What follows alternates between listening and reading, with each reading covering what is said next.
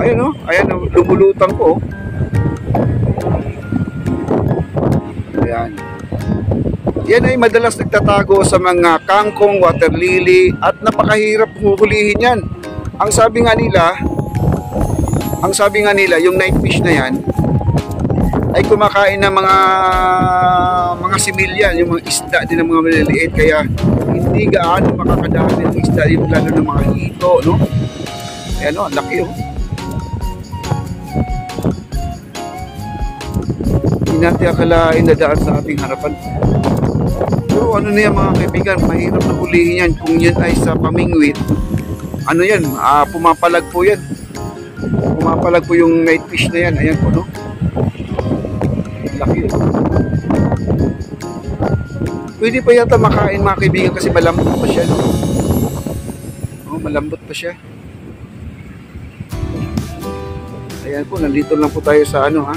Ilog Pasig. Laki ng isla, no?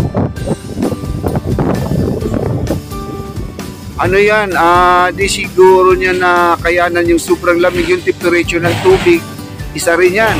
At siguro naman ay pangalawa dyan na nahahampas ng mga malalakas na yung wave ng tubig sa Laguna or saan ba yan banda sa karating sa Marikina, baka galing pa ng Marikina po yun.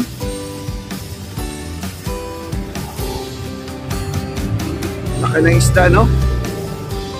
Ayan po ang ating kaganapan dito sa ating Ilog Pasig. Tumaas ang tubig. Sana naman po ay wag na po umapaw kasi ito po ang pinakadelikado mga kaibigan. Pag ito ay umapaw, lubog po ang ating kamay nilaan. Kasi ang sabi, meron pa, no? At nabasa ko rin sa balita, meron pang 3 bagyo daw na darating. Daw. May daw pa, pero kaya nga nilagyan ko lang daw, sana po ay wag na lang po dumating. Ipagdasal po natin na okay lang po. Ang bagyo na 3 na yan ay mahina lang po siya. Grabe po guys, no? Kapsa Makoy, maraming salamat. Thank you so much po. Ang ating Ilog Pasig, Makoy, sana po ay wag umapaw sa sobrang daming tubig po talaga, Makoy. Ito po ay galing sa bundok ng Sierra Madre. At kahapon, kaya pala hirap na hirap po tayo makakaalis-alis doon sa tent kahapon sa Dolomite dahil signal number 5 po kahapon ang napakalakas na hangin at ulan. Nakatent na nga tayo pero basa pa rin tayo. Ganun po ang nangyari sa atin kahapon. Ilog Pasig natin. Halos lumalagpas na po sa guhit. Doon yung drawing, di ba may mga drawing dyan sa yung mga design nandyan, no? Napakaganda. Ayan, tinabot na po yung drawing. Yun po ang level niya, nilagpasan na po niya. Daming tubig, no? At ingat po tayo, wag po tayo magkampante sa ating buhay, sa ating kalikasan kasi napapansin po natin normal ngayon. Pero pagdating sa gabi, talagang buhos na buhos po yung ulan. Nakita po natin ang ating kalangitan ay maaliwalas. Wala pong ulap na maliit, wala pong ulap na itim dito nakikita po natin. Maganda po ang ating panahon. Pero wag lang tayo magkampante kasi delikado pa rin ang ating panahon dahil mayroon pang 3 bagyo. Pero at ang maganda dito mga kaibigan, yung nakikita natin, wala pong mga basura na galing gawa sa tao. Pero may mga water lily, pero okay lang po yung mga water lily na yan dahil yan po ay normal, no? Siguro yung mga viewers natin ay nasanay na po dito sa ating mga water lily. Yun yung water hyacinth na yan mga kaibigan. Okay, maraming salamat. Ito po yung Jones Bridge, yung nakikita po natin.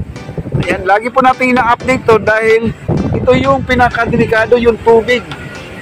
Pag ito ang umapaw daw sa ating Ilog Pasig, maraming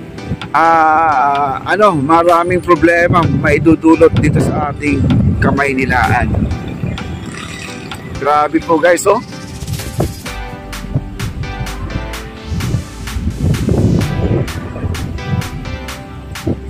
Ang laki talaga ng tubig, nakakatakot po ito mga kaibigan.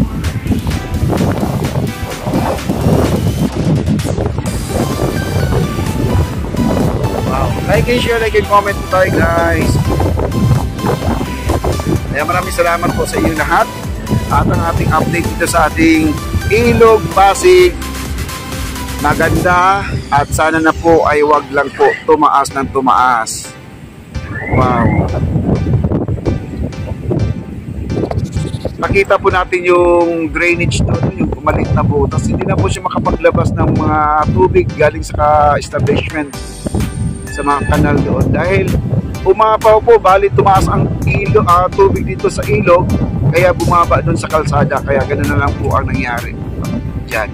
At dyan po ako dumaan ngayon. Marami po tubig yan, yung tulay na yan. Sa ilalim niya kasi daanan po yan. Kalsada po yan, yung ilalim ng tulay na yan. Kaya, at yung mga nagmumotor naman, ay sa pakinamdaman nyo naman po yung may mga kasalubong tayo. Kapag may mga tubig at mag-slow po tayo, huwag po maharurot to the max kasi nababasa po yung mga kasalubong natin. Lalo yung mga nakakotse mga kaibigan. Huwag naman buwilo-buwilo yung takbo kasi ang salubong mo motor ay sigurado basa po yan kasi kanina muntik na ako mabasa kaya ang paa ko habang tumatakbong motor ay nakataas ng dalawang paa ko, halos nasa manubela na po ang aking talampakan kasi ang tubig po talaga napakalakas po ang agos. Yon, yung ilalim ng tulay na yan, isa po yan, no? Yung tulay ng Jones Bridge na yan. Marami po tubig yan sa ilalim kaya ingat-ingat po tayo, hindi po tayo wagas magpapatakbo. At saka lagi pinapaalala po natin, dahan-dahan sa kalsada dahil madulas ang kalsada. Ayan. At may mga bumbero dumadaan sa itaas. No? Hindi po natin alam kung anong ganap ngayon. Baka may sunog. No? May mga bumbero nagwawangwang ngayon.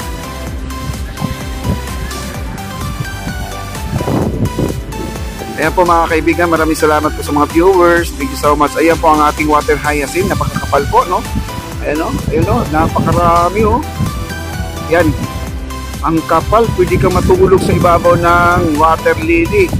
Aanurin ka papuntang Manila Bay. Yan.